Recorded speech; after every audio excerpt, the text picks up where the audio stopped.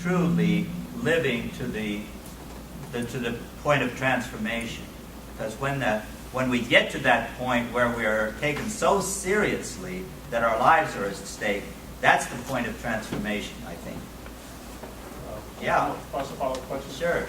How do you still see? I would like your reflections on whether or not you still see evidence of this systemic evil in our society today.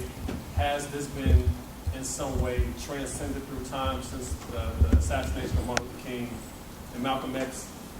Does this systemic, and from your insight, does the systemic force of evil still exist in our government today? And in what ways do you see that being apparent? If so. Well, what do you think? Let me ask you, you see any way, just to take the example of what happened to Dr. King and Malcolm X, you see any evidence of that happening today at the hands of our government? My dream is to be free. My dream is to be. My dream is to be. My dream is to be free. And be available to every citizen, to every student. What did you note, learn, see, feel from being there at that trial? Was that 4 weeks? It was 3 weeks. 3 weeks. From November 15th, 1999 to December 8th, 1999. It ended the last century. And in a sense, I think it was the trial of the century. It was the trial of the greatest prophet in the trial for the death, for the wrongful death.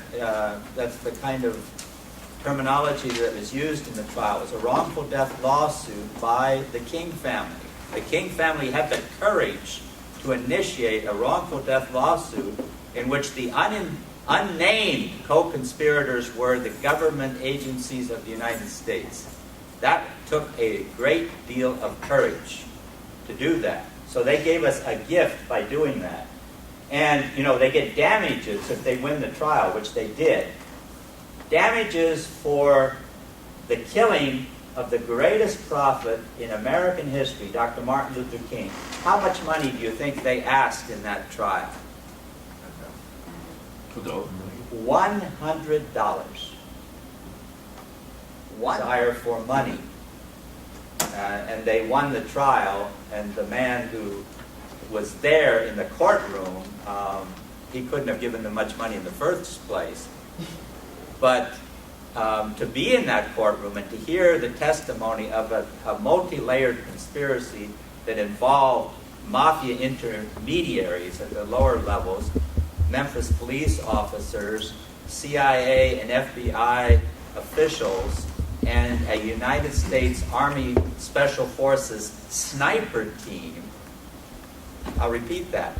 A United States Special Forces sniper team. This was a kind of amazing experience sitting in that courtroom and hearing this testimony day after day after day after day. And then, at the end of the trial, 6 black and 6 white jurors on the best. I've been to a lot of trials. This is the best jury I've ever seen, both in terms of their attention to the case, their background and composition, the variety of people on the jury, took them 3 hours to reach a verdict that there was this multi-layered conspiracy against Dr. King, including the person in the courtroom had confessed to his involvement as part of the mafia dimension, but also witnessing to the government involvement as well. But the incredible thing about the trial is, well, I thought this is going to transform the United States of America for this testimony to come out. Have you heard a lot about it? It was the same the day after the trial for the people in this country on December the 9th, 1999. It was a whiteout. There wasn't.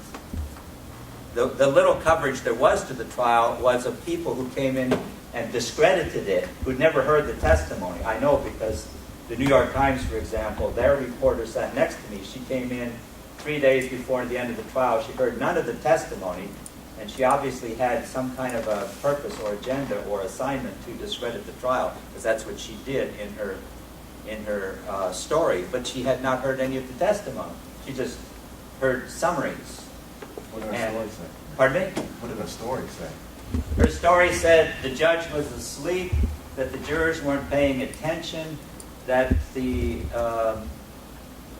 that it was strange, and it was just discrediting the trial, that it had no significance.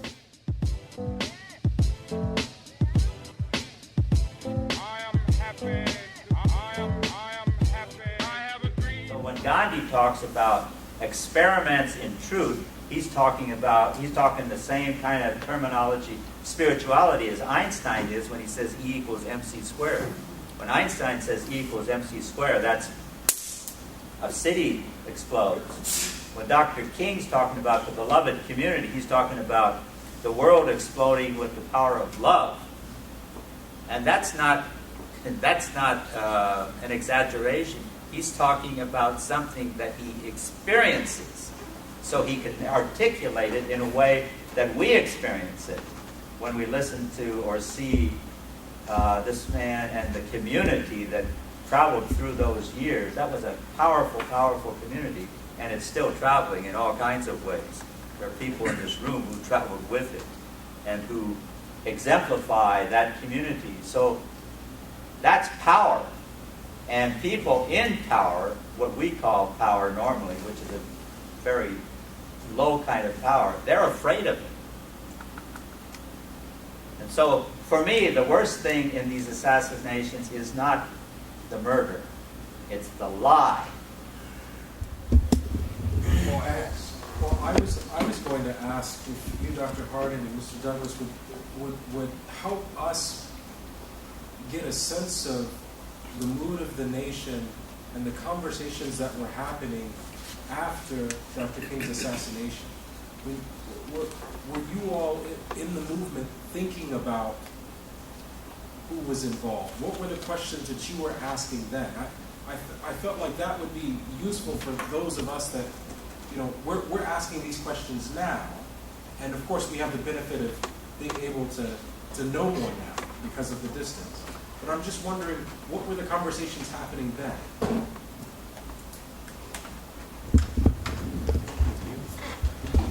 And Lucas, I just had a conversation this morning with someone who was there on April 4th in Memphis. And he reminded me that none of us who were in any way close to Dr. King and to the movement at that time believed the James Earl Ray story.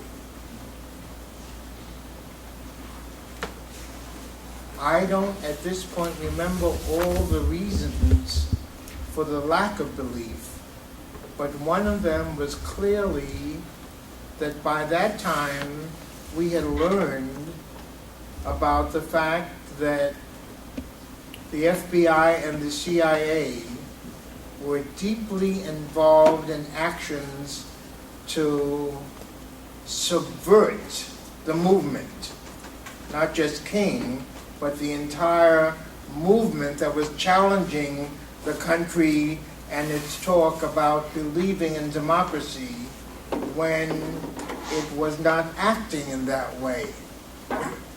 And somehow James Earl Ray just didn't seem to fit into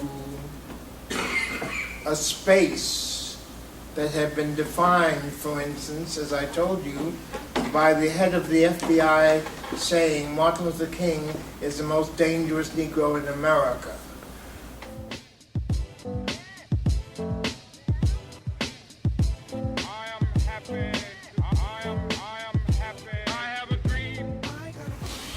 Leaders of the society, because he was trying to organize the poor to take their stand and to refuse to cooperate in being stepped on, but to find a way to respond in that terminology that Irvin was getting at before, through non-violent civil disobedience, refusal to go along with the laws of the land, not attacking anyone, but refusing to cooperate with the laws of the land. King was attempting to organize poor white people, black people, brown people, all kinds of people, and Jim Douglas and others have said to us that this was what made him a dangerous person in American society.